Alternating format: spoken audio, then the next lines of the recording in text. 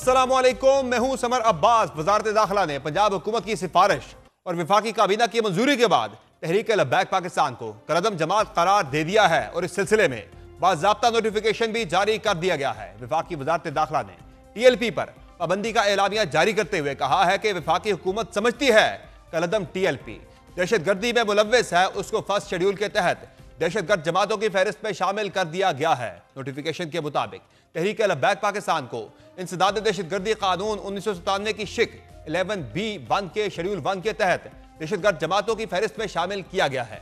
NACTA, FIA, ISI और MI समेत दीगर मुतल्लका इदारों को फौरी इक़दामात की हिदायत भी जारी की गई हैं। नोटिफिकेशन के बाद TLP के तमाम अकाउंट्स को मुंजमद कर दिया गया है। ये कोई सियासी और समाजी सरगर्मी नहीं कर सकेगी और उसका नाम लेने पर भी पाबंदी आयद होगी। दिलचस्प अमर यह है कि पहले हुकूमत ने TLP पर पाबंदी के हतमी फैसले के लिए सुप्रीम कोर्ट को रेफरेंस भेजने का इंदिया दिया था, लेकिन बाद में वजारत दाखिला ने मौक़िफ़ अपनाया कि चूंकि यह पाबंदी इंसदाद दहशतगर्दी एक्ट के तहत आयद की गई है, ना कि आर्टिकल 17 के तहत। वाज़ेह रहे कि वफाकी काबीना ने गुज़िश्ता रोज पंजाब काबीना की TLP पर पाबंदी की सिफारिश की मंजूरी दी थी। वफाकी काबीना को बताया गया था कि 2016 से कायम इस तंजीम ने पूरे मुल्क में शरंगेजी को हवा दी। 2021 में भी उस वक्त की हुकूमत ने TLP पर पाबंदी लगाई थी, जो 6 माह बाद ही इस शर्त पर हटा दी गई थी कि आइंदा मुल्क में बदअमनी और पुरतशद्दुद कार्रवाइयां नहीं की जाएंगी। तंजीम पर पाबंदी की वजह 2021 में दी गई जमानतों से रूगर्दानी भी है। वाज़ेह रहे कि तहरीक लब्बैक पाकिस्तान ने गजा के मुसलमानों से इज़हार यकजहती के लिए 10 अक्टूबर को लाहौर से एहतजाजी मार्च शुरू किया था और इस्लामाबाद में अमरीकी सफारत खाने के सामने एहतजाज करने का ऐलान किया था। ताहम मुरीद के और सादुके के करीब पुलिस और मुजाहिरीन के दरमियान शदीद झड़पें हुई। पुलिस के मुताबिक मुजाहिरीन ने पथराव, कीलों वाले डंडों और पेट्रोल बमों का इस्तेमाल किया और बाद मुकामात पर एहलकारों से असलहा छीनकर फायरिंग भी की गई। इसके नतीजे में पुलिस ने बड़े पैमाने पर कार्रवाई करते हुए 5000 के करीब कारकुनान को गिरफ्तार किया, जबकि TLP के सरबराह हाफिज साद हुसैन रिजवी और उनके भाई अनस रिजवी रूपोश हो गए। उनके खिलाफ पंजाब भर में दर्ज 72 मुकदमात में इक़दाम कत्ल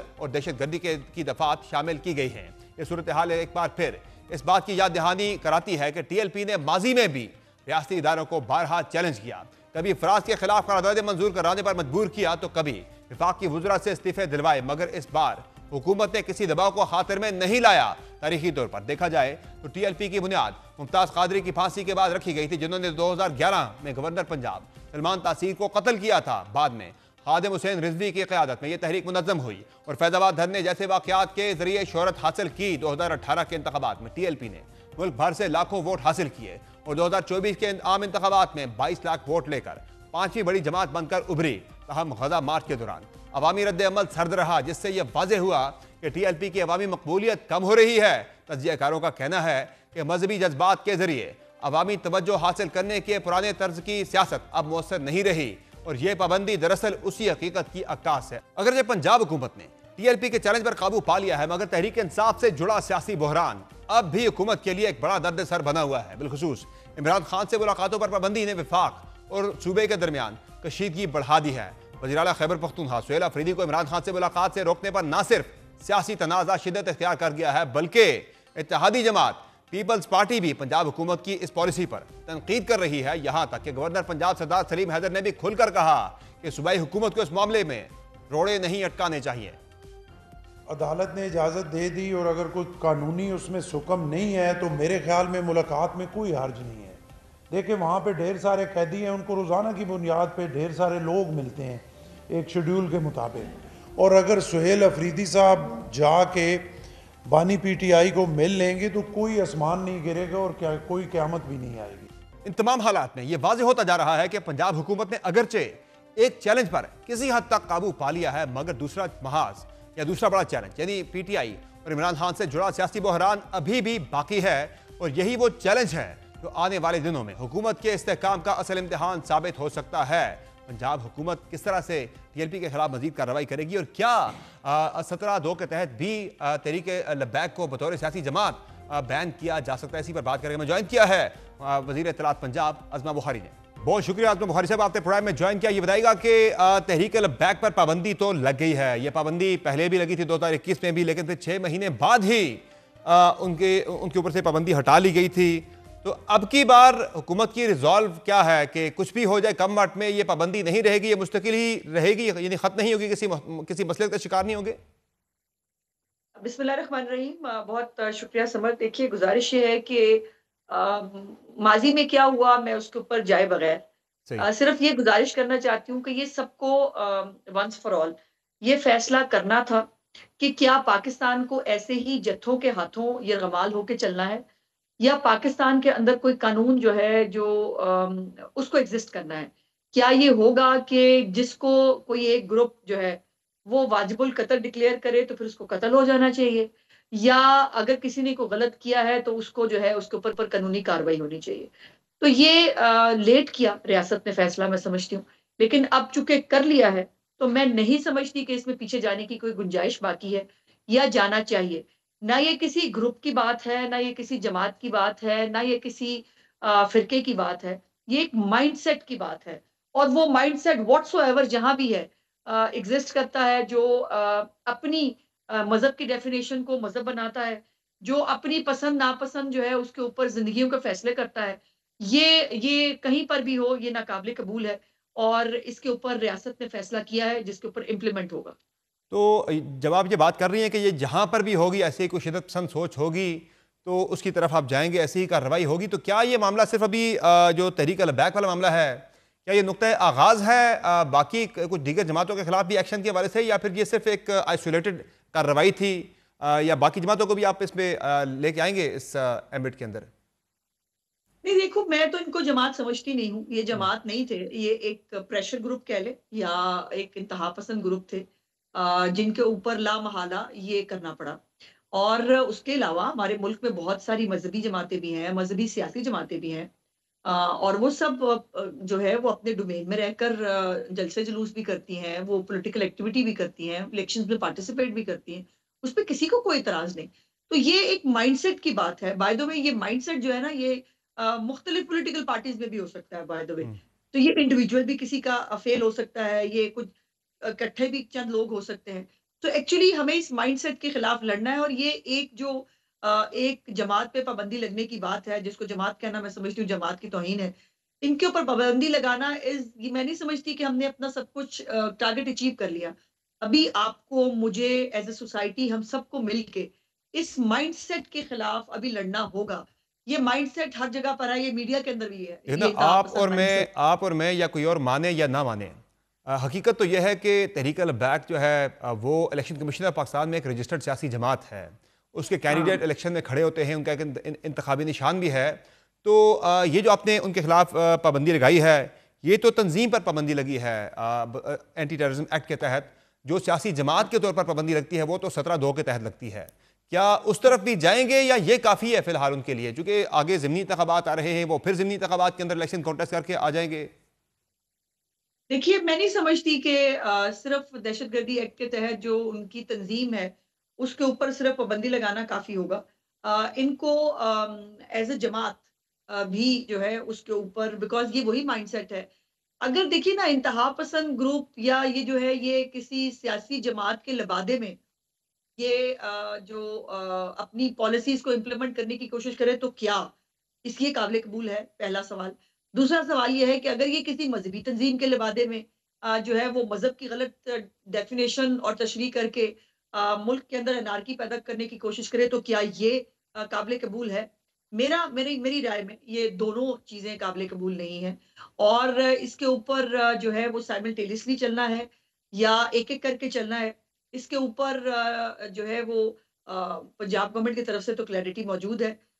इसके ऊपर अगर कोई दूसरी राय भी है तो यकीनन उसको डिस्कस ज़रूर किया जा ज़ाहिर है, सकता देखें है। ना, जब तक आप 17(2) के तहत बतौर सियासी जमात बैन नहीं करते, तो ये तो एक यस। खतरनाक प्रेसिडेंट भी सेट होता है कि कल को किसी भी सियासी जमात के खिलाफ आप एंटी टेररिज्म एक्ट के तहत आप पाबंदी लगा दें, तो वो एक उस नहीं, लिहाज से भी एक खतरनाक प्रेसिडेंट बनता है। बतौर सियासी जमात जब तक आप नहीं, सत्रह नहीं। दो के तहत कार्रवाई नहीं करते, तो ये तो नहीं, नहीं, नहीं, नहीं, नहीं, बल्कि आप मैं इसको शायद दूसरी तरह ले रही हूँ कि तंज़ीम के तौर के ऊपर जो उनको फाइनेंसेस हो रहे थे, जो वो अपनी जायदादें बना रहे थे, जो मनी लॉन्ड्रिंग हो रही थी उसके ऊपर जो है वो एक्ट हुआ दहशतगर्दी एक्ट के तहत जो दहशतगर्दी उन्होंने की, जो वो हमेशा एक उनका ट्रैक रिकॉर्ड है। उसके ऊपर जो कार्रवाई हुई वो एक अपने तौर पर मौजूद है।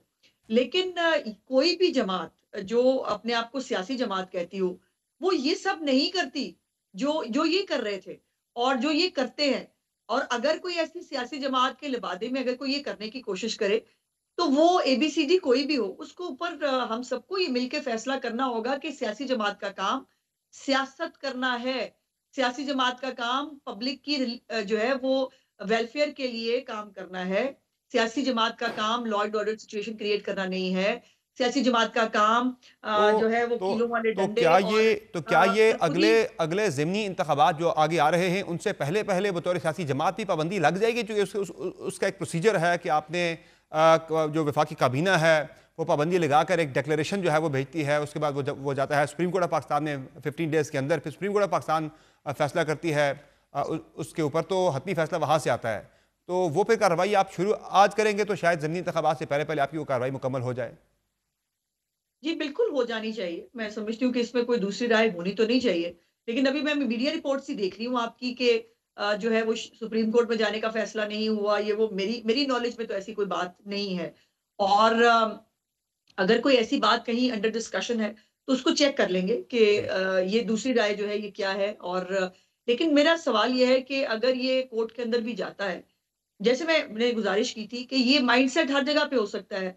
ये मीडिया में भी हो सकता है, ये जुडिशरी में भी हो सकता है, ये सियासतदानों में भी हो सकता है, ये सब में हो सकता है। सो हमें सबको मिल के इसके ऊपर जो है वो एक राय-आमा बिल्ड करनी चाहिए कि क्या पाकिस्तान के मफ़ाद में क्या है, हमारे मज़हब के मफ़ाद में क्या है। सही। क्या हमारा मज़हब ये कहता है कि आप जत्थों के सिर के ऊपर लोगों को आग लगा दें? क्या हमारा ये मज़हब कहता है कि आप जो है वो खुद से किसी को भी वाजिबुल क़त्ल डिक्लेयर करके उसको कत्ल कर दें? ये क्या हमें इसके बारे में बात करनी चाहिए। और अगर ये कोर्ट के अंदर भी जाता है, तो कोर्ट के अंदर भी हमारे जैसे पाकिस्तानी जजेस कराम ही बैठे हैं ना, जो ज़ाहिर है सोसाइटी के अंदर जो सही भी है। वो भी बेहतरी चाहते हैं, जो भी कानून और आइन की अमलदारी चाहते हैं, तो उसमें कोई दूसरी राय होनी तो नहीं चाहिए।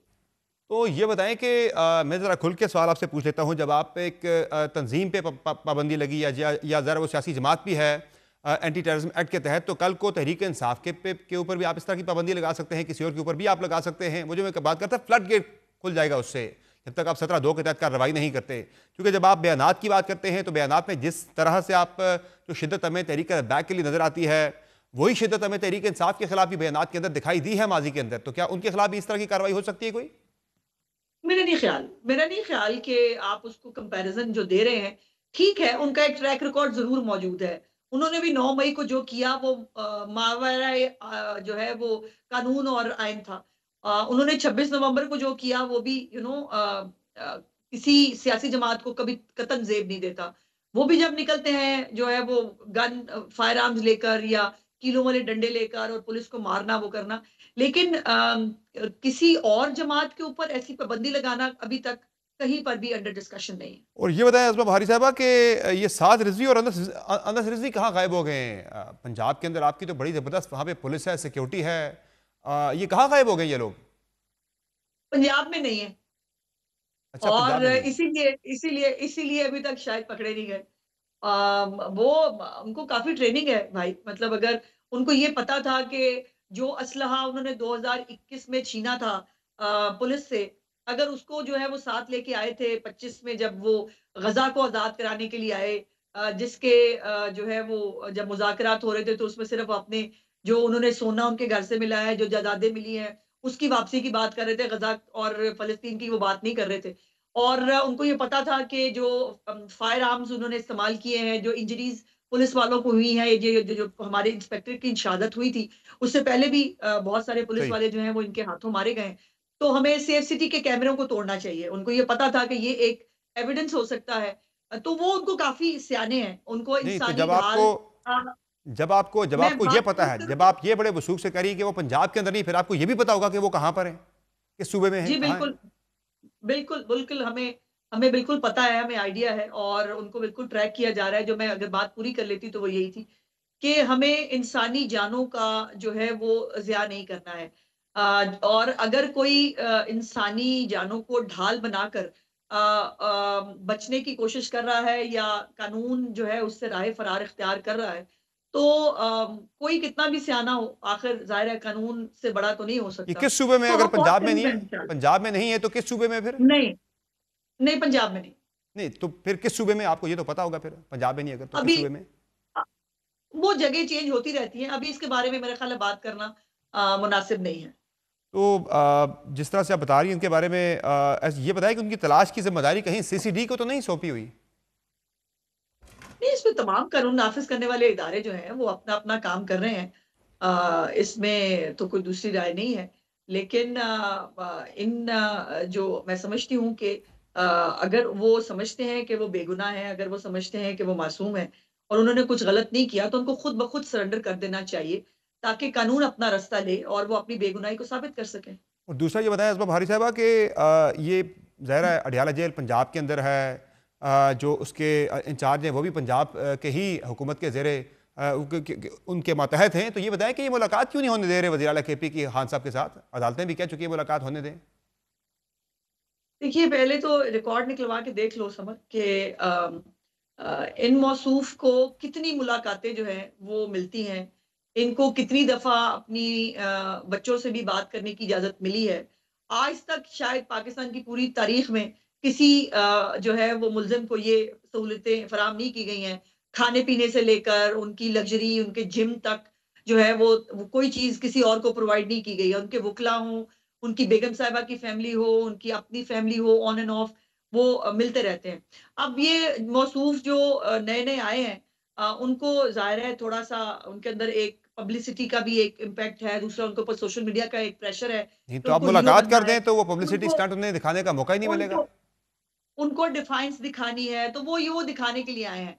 उनको कोई फ़र्क नहीं पड़ता, वो अडयाला के मुजावर बने हुए हैं और वो उसके गिर्द जो है वो चक्कर लगाना चाहते हैं। मुझे तकलीफ़ होती है कि काश कोई उनसे पूछे कि भाई आपको अगर चलो बिठा ही दिया गया है हलीमा बाजी की चाकरी करने के बाद इस ओहदे के ऊपर, तो आपके सूबे में आग लगी है, आप क्या कर रहे हैं? तो आप आपके मुलाकात करा आपने दें, वो आप जाके अपने तहरीक सूबे के के ऊपर अवाम की केस के खिदमत ऊपर करें। खैबर पख्तूनख्वा की बात क्यों अब नहीं तो करते? अब तो वो आपके आते हैं, ये अब 1 तो मिनट अब समर 1 मिनट, जी जी वो आते हैं, वो अपने यूट्यूबर्स के साथ वो वीडियोज़ बनवाते हैं और सोशल मीडिया पे 15-20 मिनट बैठते हैं, उसके बाद वो घर को निकल जाते हैं। और उसके बाद जो है वो या वो तस्वीरों के ऊपर जो है वो झाड़ रहे हैं, तस्वीरें साफ कर रहे हैं या वो चप्पलें बनवा रहे हैं। सही है। इससे ज़्यादा की तो सोच ही नहीं है। तो ये मुलाकात आप उनकी करवा दें, उन्हें सब कुछ करने का मौका नहीं मिलेगा। अब तो आपके पंजाब के गवर्नर साहब ने भी कह दिया है कि मुलाकात करवा लें, क्या हर्ज है इसके अंदर? होने दें मुलाकात। हो जाएगी मुलाकात इंशाल्लाह। लेकिन अगर वो मुलाकात करने के लिए खुद सिंसियर हों तो। अगर उनको सिर्फ़ फ़ोटोएँ बनाने के लिए आना है वो तो आके इसीलिए और बैठते कि मुलाकात हो जाए। पब्लिसिटी करके वापस जाना है तो उनकी मर्ज़ी है। और फाइनली ये तारिक फजल चौधरी साहब कह रहे थे कि अगर तहरीक इंसाफ दरखास्त है तो खान साहब को बनीगाला भी शिफ्ट किया जा सकता है। ऐसी है कोई तजवीज़ हुकूमती रैक्स के अंदर? मेरी नॉलेज में नहीं है। मैं नहीं जानती उन्होंने ये किस उसके ऊपर कहा। अभी तक मेरे नॉलेज में ऐसी कोई वो खबर नहीं है। और पीपल्स पार्टी के साथ हो गया सीज़ फायर मुकम्मल तौर पर? क्योंकि बयानात तो अभी वहां से आ रहे हैं। हमारी तरफ से नहीं आ रहे, इसलिए आप ये कह सकते हैं कि हमारी तरफ से सीज़फायर है। लेकिन उधर से जो है वो अभी बयानात चल रहे हैं और मैं बार-बार गुज़ारिश कर रही हूँ पीपल्स पार्टी की लीडरशिप से कि वो इसके ऊपर नोटिस लें।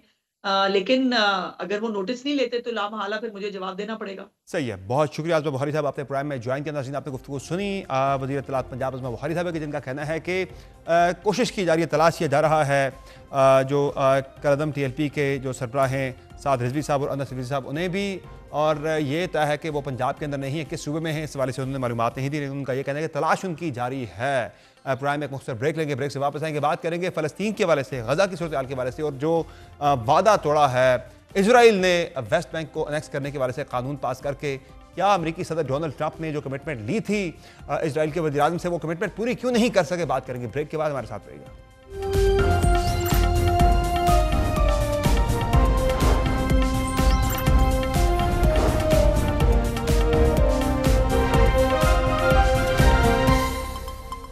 Welcome back. गजा में मुस्तकिल जंगबंदी की उम्मीदें टूटने का खदशा पैदा हो गया है। गजा में अमन मुआहिदे पर अमल दरामद मशकूक हो गया है। इसराइल पहले ही आलमी दुनिया की अपीलों और इंसानी हकूक को बाले ताक रखकर अपनी बर्बरियत जारी रखे हुए है कि अब अमरीकी सालसी में होने वाले फैसलों और यकीन दहानियों को खातिर में नहीं ला रहा। अमरीकी सदर की जानिब से मुस्लिम दुनिया को यह यकीन दहानी करवाई गई थी कि इसराइल मगरबी किनारे को जम नहीं करेगा, लेकिन बुध के रोज इसराइली पार्लियामेंट में मंजूर होने वाले 2 बिल्स ने इसराइल के मकरू अज़ाइम को वाज़ेह कर दिया है। गो के अब इसराइली हुक्काम और खुद वज़ीर-ए-आज़म नेतन्याहू इन बिल्स को महज नुमाइशी और नाकाबिल अमल करार दे रहे हैं, लेकिन इस फैसले ने अमरीकी हुक्काम को यकीनी तौर पर सीख पा कर दिया है।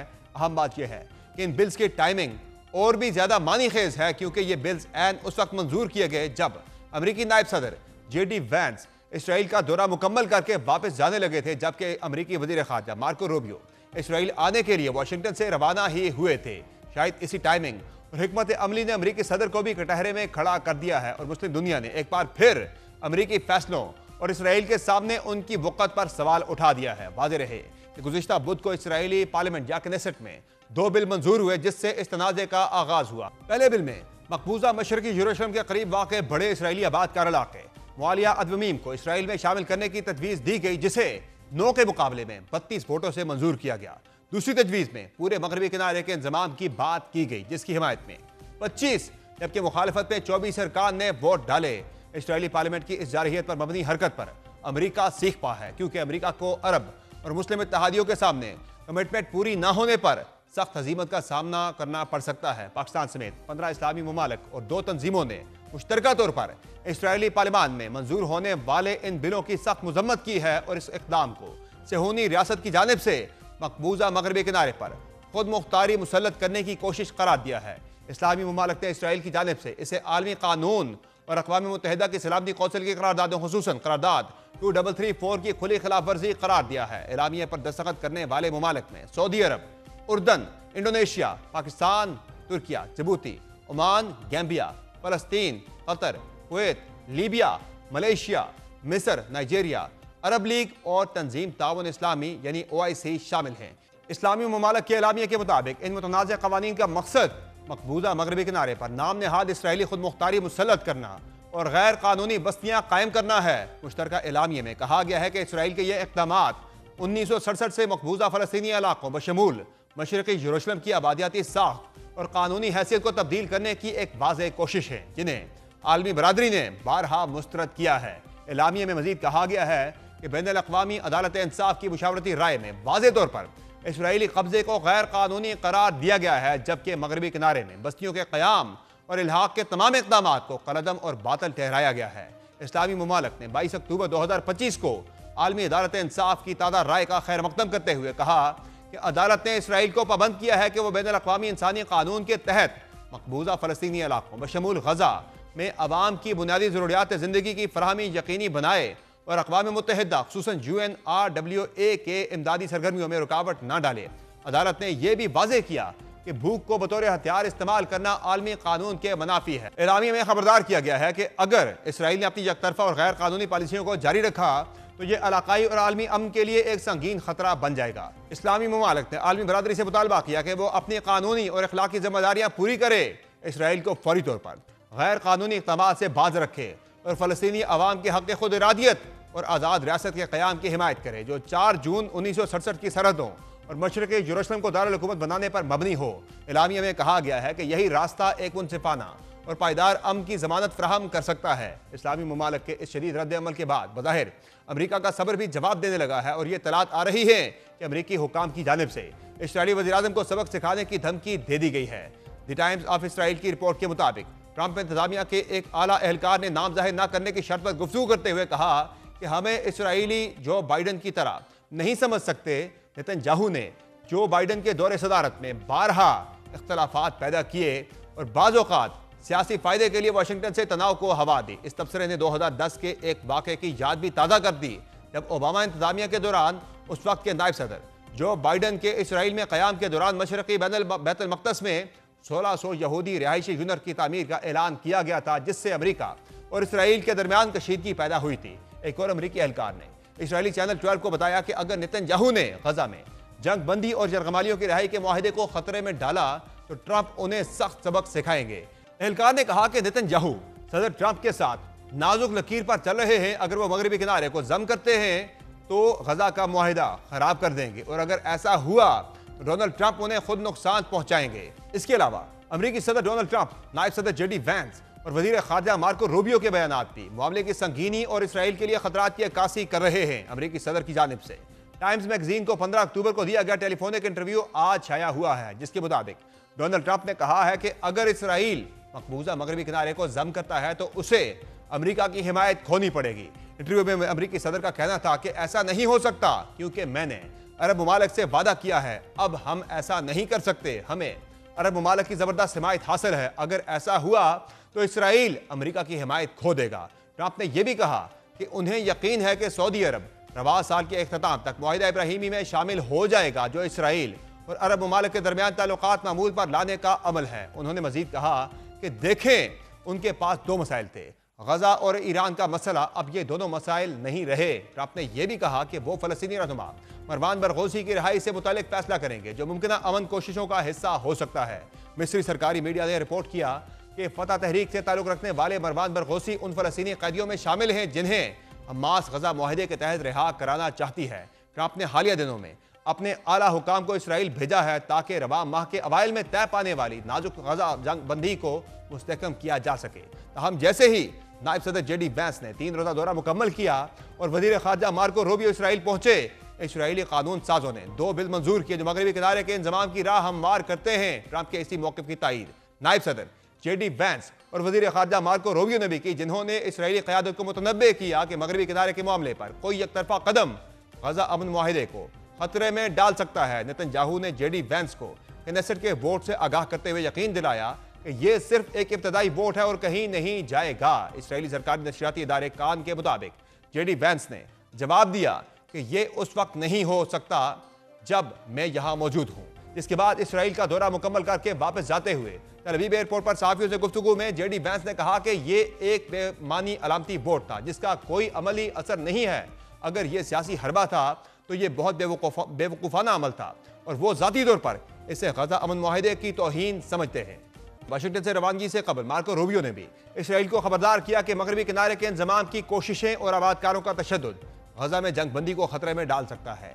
इसराइल की मुखालफत में यह सख्त रद्द-ए-अमल उस वक्त सामने आया जब गजा में इंसानी बहरान मजीद संगीन हो रहा है। जंग बंदी के बावजूद वहाँ जिंदगी मामूल पर नहीं आ सकी। इसराइल ने इमदादी सामान के दाखिले पर सख्त पाबंदियां आयद कर रखी हैं, जिसके बायस हजारों खानदान और रात, पानी और इलाज के लिए तरस रहे हैं। कतरी नशरियाती इदारे अल जजीरा के मुताबिक जंग बंदी के बावजूद गजा के खानदानों की मुश्किलात में कोई कमी नहीं आई और वो हनूज बदतरीन हालात से दो चार हैं।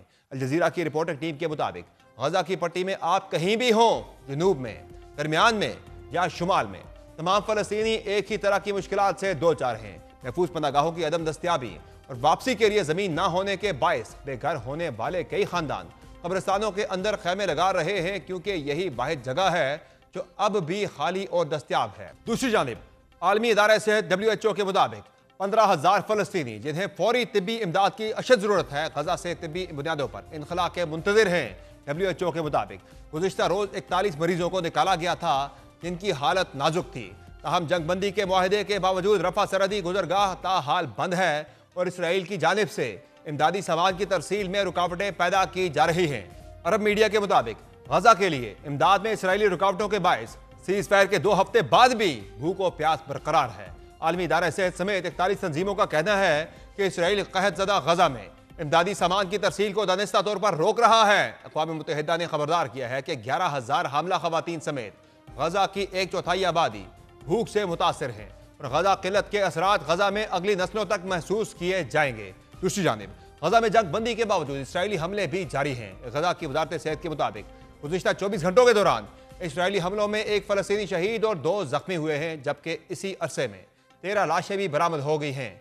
वजारत सेहत ने बताया है कि गुज़िश्ता रोज से अब तक मजीद 32 लाशों की शनाख्त की गई है, जिसके बाद 7 अक्टूबर 2023 से अब तक इसराइल की गजा पर जंग में तस्दीकशुदा शहादतों की मजमूई तादाद 68,280 हो गई है, जबकि 1,70,375 अफराद जख्मी हो चुके हैं। वजारत सेहत के मुताबिक 11 अक्टूबर को इसराइल और हमास के दरमियान जंग बंदी के नफाज के बाद से अब तक 99 फलस्तीनी गजा में शहीद, 317 जख्मी और 449 लाशें बरामद की जा चुकी हैं। ये तमाम सूरत हाल इस बात की निशानदेही कर रही है कि मशरक़ वुस्ता में अमन को शदीद खतरात लाहक हैं। ज़मीनी हक़ाइक़ ये बताते हैं कि गजा में इंसानी अलमिया अपनी शिद्दत से बरकरार है और जब तक इसराइल पर हकीकी सिफारती दबाव नहीं डाला जाता ना जंग बंदी पायदार होगी और ना ही फलस्तीनियों के लिए इंसाफ मुमकिन होगा। लेकिन बड़ा सवाल यह है कि क्या अमेरिकी सदर डोनाल्ड ट्रंप इसराइल को इन जारहाना इक़दाम से रोक पाएंगे? इसी पर बात करके प्रोग्राम में हमें ज्वाइन किया है अमेरिका में पाकिस्तान की साबिक सफीर मलिहा लोधी साहिबा ने। बहुत शुक्रिया मलिहा लोधी साहब, आपने प्रोग्राम में ज्वाइन किया। ये बताएगा कि 2 साल की मुसलसल खून रेजी के बाद, कत्ल गारत के बाद एक मुआहिदा हुआ था गजा के अंदर जंग बंदी का, लेकिन अब उसकी उम्मीदें भी टूटती जा रही हैं। जिस तरह से इजरायली वज़ीर-ए-आज़म ने अपनी पार्लियामेंट से कानून पास करवाया है वेस्ट बैंक को एनेक्स करने के हवाले से, ये तो उनके अज़ाइम बड़े वाज़े हैं। ये जो मुआहिदा था इसको तो उन्होंने जस्ट एक आई वॉश उनकी तरफ से साबित हुआ है। डोनाल्ड ट्रंप ने जो यकीन दहानियाँ करवाई थी कि वो ऐसा नहीं करेंगे, लेकिन वो उस तरफ जा रहे हैं। क्या समझती हैं आप, ये हालात किस तरफ जा रहे हैं फिर? मेरा ख्याल है ये जो अमन का प्रोसेस है वो एक टर्निंग पॉइंट पे है, और ये एक बहुत ही नाजुक मरहला है। देखना ये है कि क्या सदर ट्रंप इतना दबाव डाल सकता है नेतन्याहू पे, इज़राइल के प्राइम मिनिस्टर पे, कि उनको वापस लाया जाए उस एग्रीमेंट पे जिसका आपने जिक्र किया। या लगता ये है नेतन्याहू जो है वो चाहता है कि जंग जारी रखे। मैं नहीं समझती कि उसने अभी कोई इंडिकेशन दी है, और खदशा इसी बात का था कि एक दफ़ा हॉस्टेजेस जब रिलीज़ हो जाएंगे तो नेतन्याहू जो है वो हट जाएगा अपनी कमिटमेंट से। तो पिछले चंद दिनों में अमेरिका ने अमेरिकी एडमिनिस्ट्रेशन ने बहुत सारे अपने टॉप ऑफिशियल्स भेजे टेल अवीव नेतन्याहू को परसुएड करने के लिए। उनके वाइस प्रेसिडेंट वैंस गए वहाँ, वो रूबियो जो उनके सेक्रेटरी ऑफ स्टेट है, विटकॉफ जो स्पेशल एडवाइज़र हैं जिन्होंने सारे मुज़ाकरात भी किए हैं, फिर जो ट्रंप का सन इन लॉ है, ये सब वहाँ पहुँचे हैं। इतने सारे लोग क्यों पहुँचे आखिर? इसलिए पहुँचे because they trying to salvage the agreement. The agreement is in trouble, it's in deep trouble. जहाँ तक इजरायली पार्लियामेंट का ताल्लुक है, हाँ उन्होंने एक करारदाद ज़रूर पास की है जिसको वाइस प्रेसिडेंट वैंस ने तो उसका लफ्ज़ जो इस्तेमाल किया है उसके लिए वो है कि it is a stupid political stunt. बिल्कुल। तो अमेरिका की तरफ से तो मैं समझती हूँ कि काफ़ी नाराज़गी है नेतन्याहू के साथ, बिकॉज जाहिर है अगर नेतन्याहू इसी तरह करता रहा तो सदर ट्रंप ने जो बड़ा अपने आप को कहा कि जी मैं मैन ऑफ पीस हूँ और मैंने तो इतनी बड़ा मार्का मार दिया है, इतनी एपिक एक एग्रीमेंट करा दी है, गेम चेंजर है, वो सारी चीज़ फिर मलिया मेट हो जाएगी ना। जी हाँ। तो अब देखना ये है कि इजराइल कैसे रिस्पॉन्ड करता है टू वॉशिंगटन्स प्रेशर। और जो इजराइल को एक सपोर्ट रही है अमेरिकी सदर की कई मौके के ऊपर, जब जो है अमेरिकी सदर डिनाई भी करते रहे, जिस तरह से कतर के ऊपर अटैक हुआ तो बयानात पहले कुछ और आते रहे उनके, लेकिन बाद में निकला कुछ और था। लेकिन बज़ाहिर नज़र ये आया कि वो इतना ज़्यादा खातिर में नहीं लाते डोनाल्ड ट्रंप के बयानात को, उनकी तरफ से दी गई हिदायत को। तो अब की मरतबा अगर ऐसा होता है, जो डोनाल्ड ट्रंप ने पूरी दुनिया पे वाजे किया था, यकीन दहानी करवाई थी कि वो ऐसा नहीं करेंगे, अब वो ऐसा करने जा रहे हैं, तो इसके बाद क्या इस फैसले से अमेरिकी सदर डोनाल्ड ट्रंप और इजराइल के वज़ीर-ए-आज़म के दरमियान जो है वो ताल्लुकात ख़राब भी हो सकते हैं, उस तरफ ही जा सकते हैं, या ऐसा नहीं होगा कभी भी, डोनाल्ड ट्रंप जो है उनके कंट्रोल में ही रहेंगे? नहीं नहीं, बिल्कुल ताल्लुकात ख़राब हो सकते हैं। देखें, सदर Trump has staked his prestige on the Gaza peace plan.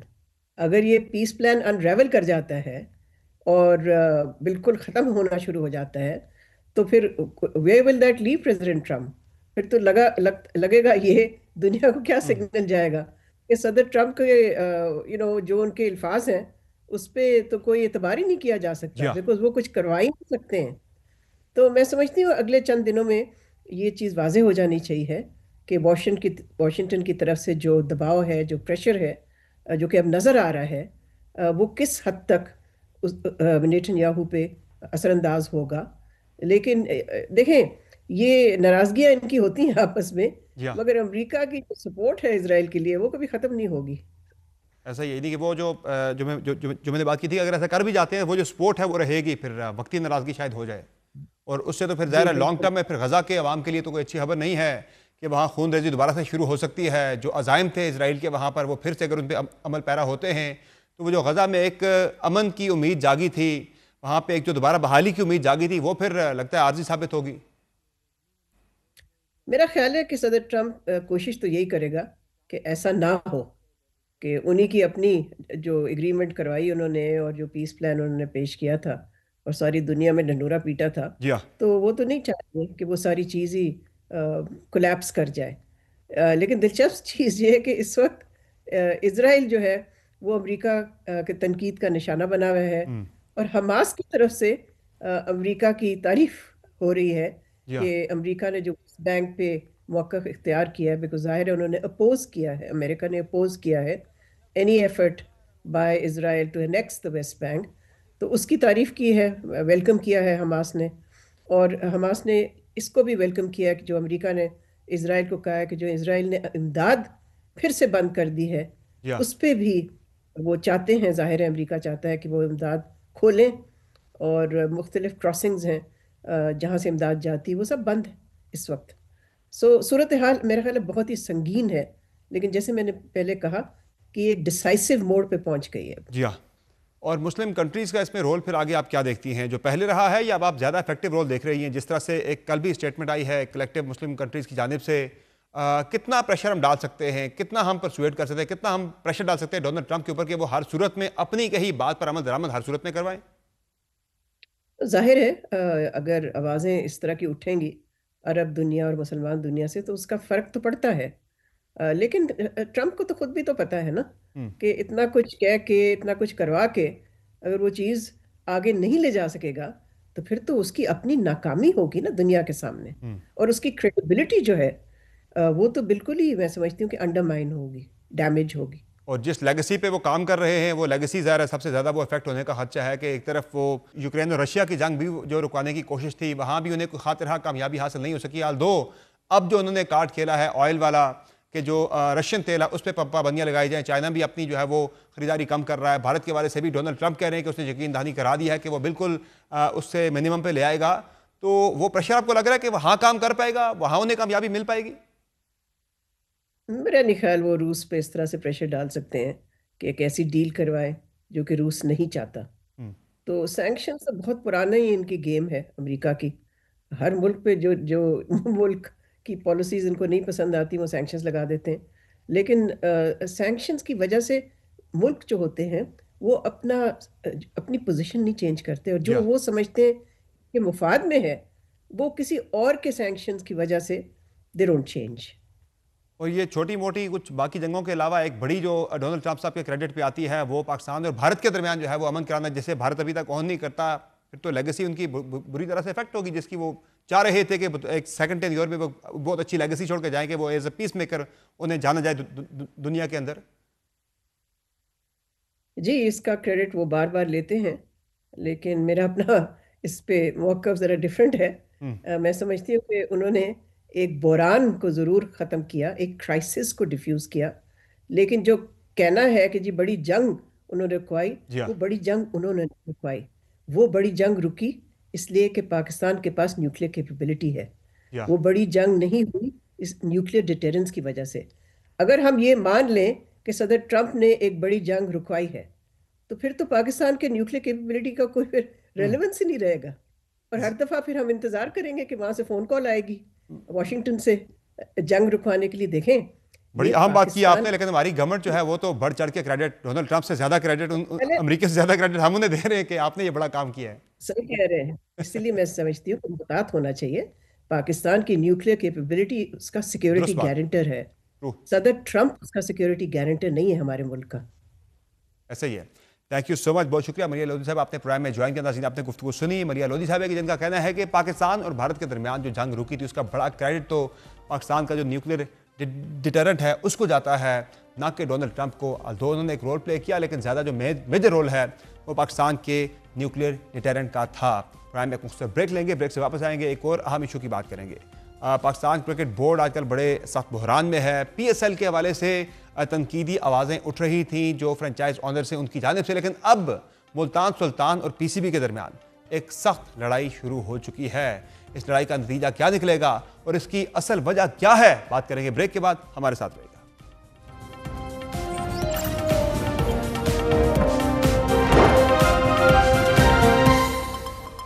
Welcome back. Pakistan super league की फ्रेंचाइज मुल्तान सुल्तान और पाकिस्तान क्रिकेट बोर्ड के दरमियान इख्तलाफात शिद्दत इख्तियार कर गए हैं। गुज़िश्ता शब मुल्तान सुल्तान के मालिक अली तरीन ने एक वीडियो बयान में PSL इंतजामिया को आड़े हाथों लेते हुए उनकी जानिब से भिजवाया गया कानूनी नोटिस फाड़ दिया। तंज़िया अंदाज में PCB को तनकीद का निशाना बनाते हुए अली तरीन का कहना था कि आप स्टेक होल्डर्स के साथ मिलकर काम करना ही नहीं चाहते, आप सिर्फ ये चाहते हैं कि हम चुप करके बैठ जाएं और सिर्फ आपकी हाँ में हाँ मिलाएं। अली तरीन का अपने वीडियो बयान में कहना था कि उन्हें बैठकर मामलात हल करने के लिए PSL इंतजामिया की जानिब से कभी कोई फ़ोन कॉल, ईमेल या पैगाम नहीं मिला, बल्कि उसके बजाय उन्होंने कानूनी नोटिस भेज दिया। उनका कहना था कि अगर आपको लगता है कि इस तरह की धमकियों से मैं चुप हो जाऊंगा तो ये आपकी गलतफहमी है। ताहाल पीसीबी की जानिब से अली तरीन की कड़ी तनकीद का जवाब नहीं दिया गया। वाज़ेह रहे कि दिसंबर 2025 में पीएसएल की टीमों के फ्रेंचाइज ओनरशिप राइट्स की 10 साल मियाद खत्म हो रही है। मौजूदा फ्रेंचाइज मालिकान अपनी टीमों के लिए दोबारा बोली लगा सकते हैं। ताहम मुल्तान सुल्तान्स के मुताबिक कानूनी नोटिस में अली तरीन को ब्लैकलिस्ट करने की धमकी दी गई है, यानी अगर अली तरीन ब्लैकलिस्ट हो गए तो वो दोबारा पीएसएल फ्रेंचाइज के मालिक नहीं बन सकेंगे। पीसीबी के नोटिस में कहा गया था कि अली तरीन के लीग के हवाले से बयानात लीग की साख को मुसलसल नुकसान पहुंचा रहे थे, जबकि ये पीएसएल और फ्रेंचाइज के बाहमी मुआहदे की भी खिलाफ वर्जी है। कानूनी नोटिस में फ्रेंचाइज और पीएसएल इंतजामिया के मुआहदे की शिकों का हवाला भी दिया गया है। नोटिस में कहा गया कि अली तरीन अपने बयानात से मुसलसल इन शिकों की खिलाफ वर्जी कर रहे थे। मुल्तान सुल्तान्स ने इस हवाले से अपने बयान में कहा कि पाकिस्तान क्रिकेट बोर्ड ने गुज़िश्ता माह मुल्तान सुल्तान्स को कानूनी नोटिस भिजवाया था, जिसमें मुतालबा किया गया था कि हमारे मालिक अली तरीन तमाम हालिया बयानात वापस लें और पीएसएल इंतजामिया से अवामी मुआफ़ी नामा जारी करें।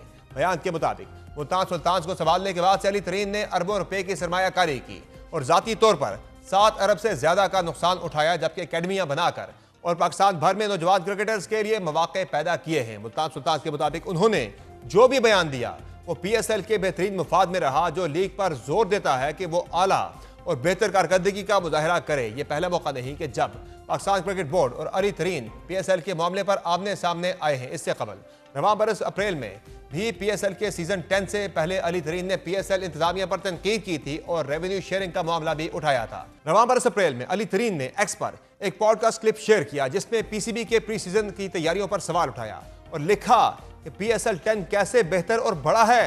रवां बरस जुलाई में अली तरीन ने पीएसएल 10 की कामयाबी के जश्न पर दी जाने वाली डीप ब्रीफ वीडियो पर भी तनकीद की। उन्होंने लिखा कि तालियां, आप मजाक कर रहे होंगे, टीवी की दर्जाबंदी में कमी, शायकीन में कमी, व्यूज में कमी, फिर भी हम जश्न मना रहे हैं। पीसीबी जाग जाओ। अली तरीन का कहना था कि हमें यह कहा जाता था कि चंद बरसों में पीएसएल एक मुनाफा बख्श लीग बन जाएगी, लेकिन उनके बकौल 10 बरस गुजर जाने के बावजूद ना तो फ्रेंचाइज मालिकान को टीमों पर तवील मुद्दती कंट्रोल दिया जाता रहा और न ही इसे मुनाफा बख्श बनाने के लिए इक़दाम किए जा रहे हैं। अली तरीन के इस बयान के बाद पीसीबी की जानिब से भी रद्द अमल सामने आया है, जिसमें कहा गया है कि लीग पर वो शख्स तनकीद कर रहा है जो मीटिंग में आना भी पसंद नहीं करते। अगर वो मीटिंग में आ भी जाएं तो वहां वो ऐसी कोई बात नहीं करते। अली तरीन की जानिब से पीसीबी से मांगी गई तंजिया माफी और कानूनी नोटिस फाड़ने के मामले पर सोशल मीडिया पर भी रद्द अमल सामने आ रहा है। पाकिस्तान क्रिकेट टीम के साबिक कप्तान राशिद लतीफ लिखते हैं कि पीएसएल इंतजामिया को सरमायाकारों को नोटिस भेजने के बजाय उनकी तनकीद को मस्बत लेकर लीग में मौजूद खामियों को दूर करना चाहिए। पीसीबी को पीएसएल के लिए प्रोफेशनल्स की खिदमात हासिल करनी चाहिए। इस तमाम सूरत हाल पर मजीद बात करने में ज्वाइन किया है क्रिकेट एक्सपर्ट डॉक्टर नोमान न्याज ने। बहुत शुक्रिया डॉक्टर साहब, आपने ज्वाइन किया प्रोग्राम में। ये बताएगा ये तनाज़ा शुरू कहाँ से हुआ? क्या अली तरीन की वो मुतनाज़े जो बयानात थे जो मुख्तलिफ मौके पर पीसीबी इंतजामिया को तनकीद का निशाना बनाते रहते थे, क्या ये वही वजह बनी है इस लड़ाई की या वजह कुछ और है? देखें, सबसे पहले तो Samar what you need to understand is कि पाकिस्तान सुपर लीग जो है वो 6 फ्रेंचाइज पे बेस्ड लीग थी। 5 पे शुरू हुई थी और फिर 6ठी ऐड हुई थी। अभी तो 10 साल पूरे हो रहे थे तो ये एहसान मानी साहब से इन्होंने इंडेमनिटी ले ली थी कि यार नई जो 2 फ्रेंचाइज आनी है या जब ये 10 साल पूरे हो जाएंगे तो ये परसिस्ट कर सकते हैं 25% प्रीमियम पे। So quality has gone down. Broadcasting जो है वो बिल्कुल ही ओवर द रूफ ही निकल गया। वो एक अजीब वल्गर किस्म के रेट पे उठाए गए थे जो पिछले 2 साल के राइट्स। तो जो अली तरीन है उनका ये है कि ही हैज बीन विसिफरस, लेकिन जो इंटरेस्टिंग चीज़ है ये बैटल ऑफ ईगोज है। जो हेड करते हैं पाकिस्तान सुपर लीग को, जो कि एक्स चीफ ऑपरेटिंग ऑफिसर है पाकिस्तान क्रिकेट बोर्ड के, उनका और इनका पर्सनल तनाज़ा हो गया वह it's a clash of egos. और पीसीबी या पीएसएल की जानिब से मैं ये जरूर कहूंगा कि power corrupt and absolute power corrupt absolutely. तो इनका डिसडेनफुल एटीट्यूड था। बाकी जो है वो 2-1 लीग्स तो खैर हैंड इन ग्लव ही चल रही हैं इनके साथ, तो पार्ट हैं क्रिकेटिंग ब्यूरोक्रेसी का। तो अली के जो प्रॉब्लम्स हैं वो जरा गौर से सुनिएगा। पीसीबी ने लेटर ऑफ चार्ज भेजा इनको 12 सितंबर 2025 को और अली तरीन ने रिस्पॉन्ड कर दिया 2 अक्टूबर 2025 को और पीसीबी उस पे साइलेंस रखे हुए था। उन्होंने मिसलीड किया जर्नलिस्ट को कि ये कह दिया कि जी लेटर ऑफ टर्मिनेशन भेज दिया है। हालांकि अली तरीन के रिस्पांस पे इन्होंने कोई जवाब दिया नहीं था। अब मुल्तान सुल्तान जो है उन्होंने 43 मिलियन यूएस डॉलर जो है वो एनुअल फी दी है 2019 से लेके अब तक, और 6.35 मिलियन डॉलर पे मुल्तान सुल्तान जो है मोस्ट एक्सपेंसिव फ्रेंचाइज है। अगर आप परफॉर्मेंस की बात करें तो 2021 के चैंपियन है, 2022, 23 और 24 के रनर्स अप, या और अली तरीन ने 7 बिलियन रुपए इन्वेस्ट किए हैं पाकिस्तान के क्रिकेट में 2019 से, through Multan Sultan, lodhra cricket academy और जेडब्ल्यू क्रिकेट टीम जो उन्होंने बनाई प्रेसिडेंट्स ट्रॉफी ग्रेड 2 की। सो उस जब आपके इतने बड़े स्टेक्स हो जाएं तो आपकी फ्रस्ट्रेशन भी उतनी होगी। अच्छा, इंटरेस्टिंगली जो सबसे बड़ा लिक्यूना है, लीगल नोटिस तो ठोक दिया आपने, लेकिन आपने according to the business rules उनको एंगेज नहीं किया कभी। You did not write to him कि वो अगर कोई बात कर रहे थे वो वायलेशन थी, सो आपने तंबीह नहीं की इन राइटिंग, इन डॉक्यूमेंटेशन। तो ये वायलेशन हो जाती है बेसिक फंडामेंटल बिजनेस रूल्स की। तो उसपे अब ये जो है ये इतना स्ट्रांग केस बनेगा नहीं, आप ऐसे उठा के टर्मिनेट कर नहीं पाएंगे। और राइट ऑफ जो रिफ्यूजल है वो भी इनके पास है टिल दिसंबर। सो ये एक बड़ी इंटरेस्टिंग सिनेरियो हो गया, और इतनी महंगी, और अगर 25% प्रीमियम लेना है तो इतनी महंगी फ्रेंचाइज कौन उठाएगा। सही। आपको मैं, हाँ जी, और आपको मैं इसमें एक और चीज भी ऐड कर दूं जो कि आप के लिए हो सकता है कि इंफॉर्मेटिव हो, कि अनफॉर्चुनेटली बिजनेस मॉडल जो एक्सेप्ट किया हुआ था 6 फ्रेंचाइजेस ने वो अजीबो गरीब है। वो इस तरह है कि अली तरीन जो है वो 6.3 मिलियन डॉलर दे रहे, Karachi Kings 2.6 million dollar, Lahore Qalandars 2.5 million dollar, Peshawar Zalmi 1.6 million dollar, Islamabad United 1.5 million dollar, और कोयटा ग्लैडिएटर 1.1 मिलियन डॉलर, और सारे हिस्सा इक्वल बटोरते हिस्सा हैं बराबर जो मिलता है। 95%। तो ये तो एक बैलेंस ही नहीं है ना। तो आपकी तो बहुत सारी वायलेशन है। फिर जहाँ पे अली जो बात कर रहा है, वाकई 2.5 बंदे पीएसएल का मैं कहा गया था सेक्रेटेरिएट बनेगा, और सलमान नसीर गए थे, और फिर एक, बल्कि उन्होंने जो जनरल मैनेजर्स रखी हैं वो भी शायद मुल्तान सुल्तान से निकाली गई हुई हैं। She was let off by hmm. Ali Tareen. एक दो, वाकई दो, ढाई, सवा दो लोग हैं जो तो कि इतना डॉक्टर बड़ा साहब फिर इस सारी स्टोरी का फिर ड्रॉप सीन क्या होगा? क्या फिर अली तरीन ही जो है वो निकल जाएंगे पीएसएल से एज ए फ्रेंचाइजी, या फिर पीएसएल उन्हें यूनिलेटरली टर्मिनेट कर सकता है? देखिए, टर्मिनेट तो खैर पाकिस्तान क्रिकेट बोर्ड कभी भी नहीं करने जाएगा। आई कुड अश्योर यू, जितनी मर्जी इन्फ्लेटेड ईगोज हो जाएं इस तरफ, लेकिन इंटरेस्टिंग एस्पेक्ट ये है कि अली तरीन तकरीबन 1.2 1.3 बिलियन स्पेंड करता है, और अर्निंग जो है 600-700 मिलियन है। तो at the end of the day they are not philanthropist. ठीक है, वो क्रिकेट के लिए कर रहे हैं, but they are businessman. So अगर तो उनको ये वायबल नहीं लगेगा तो शायद वो खुद ही निकल जाएं, क्योंकि स्ट्रक्चरली तो ये चेंज होना नहीं, इसका डीएनए और इंटेग्रिटी तो कहीं चेंज होनी नहीं है इस टूर्नामेंट की। और ये वाकई अब रमजान सुपर कप बन गया हुआ है। वो तो इससे बड़ी अब है, लीग लेकिन डॉक्टर साहब, कोई भी इदारा हो वो चलता है डिसिप्लिन के ऊपर। आपकी कोई शिकायत हैं, आप वो किसी फोरम पर अपनी शिकायत सबमिट कर सकते हैं। आप पब्लिकली ट्वीट्स करते हैं, तंज करते हैं, तनकीद करते हैं पीएसएल की इंतजामिया के ऊपर, आप पीसीबी की इंतजामिया के ऊपर, फिर आपको शौकात आता है, आप उसका जवाब देते हैं, दे देते हैं, लेकिन आप टीवी के ऊपर आके, आप मीडिया के ऊपर आके, आप वो जो है सोशल मीडिया पे आके आप वो शौकात नोटिस फाड़ते हैं, तस्दीक करते हैं उस शौकात नोटिस की। इस पर क्या कोई एक्शन नहीं बनता फिर? देखिए, बात सुने, मुझे ये नहीं पता कि लीगली ये नहीं करना चाहिए था, शो कॉज नोटिस नहीं फाड़ना चाहिए था, क्योंकि हर डॉक्यूमेंट जो है उसकी एक सैंक्टिटी जी होती हाँ। है, वो तो मैं मानता हूं। लेकिन जब आपकी कम्युनिकेशन ही ना हो, और जब आप कम्युनिकेट ही ना करें इधर वे, तो फिर मुझे बताएं कि वो कहाँ पे जाके बात करेगा। I am not justifying Ali, hmm. ये अकॉर्डिंग टू द रूल्स जो है, फिर ये लिखते ना, पहले ही ईमेल कर देते ना, पहले ही वॉयलेशन उनकी बता देते, बजाय कि अब 10 वॉयलेशन बताने के और सीधा लीगल नोटिस ठोकने के। सही। सो आई थिंक कि पर्सनल स्कोर सेटलिंग भी है, और इसको बहुत एम की बेली, I personally feel Pakistan super league एक आपका सोशल इंट्रोडक्शन है, इसको बजाय कि ये नीचे जा रही है, वैसे इसको मुझे नहीं ऊपर लगता करने। डॉक्टर साहब, जितनी जितनी तंज पर मबनी, जितनी सख्त ट्वीट्स वो कर रहे थे पीएसएल की इंतजामिया के हवाले से, पीसीबी की इंतजामिया के हवाले से, पीएसएल के इंतजामात को लेकर, मुझे नहीं लगता कि किसी मौके पर उन्हें वर्बली जो है वो इंतबा या मुतनबे ना किया गया हो कि आप ये इतनी सख्त जो है वो ट्वीटें ना करें यार, अगर पीएसएल के खिलाफ। वर्बली, जंगल है मोर नाचा किसने देखा, वर्बली हम्म। की क्या लीगल कॉनोटेशन है मुझे बता दें। राइटिंग में क्या दुख रहे थे आप, राइटिंग आपने हम्म। क्यों नहीं दिया राइटिंग?